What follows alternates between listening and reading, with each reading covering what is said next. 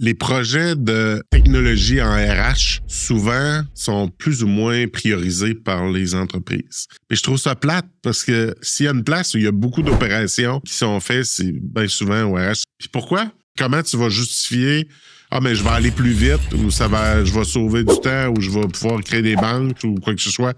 Ça reste tout dans le flou, etc. Parce que tu travailles à mi-temps, fait que t'as pas les données pour justifier. Fait que ça te prend un gestionnaire qui croit à la numérisation puis au projet pour que ça marche. Puis ce que je réalise, c'est que des projets d'ATS, c'est souvent un projet qui part de la base qui monte vers en haut. Quand on distribue le logiciel Javello, qui est la gestion de la performance, de la contribution des compétences, quand je présente ça à un propriétaire d'entreprise, un président, un DG, fait comme « Hey, wow, je veux ça ». Puis là, ils se tournent vers le RH, je lui dis « OK, implante ça, mets ça ». Puis là, tout d'un coup, ils ont trouvé 10-15 000 $ de budget, pas de problème, parce que ça change leur vie à eux.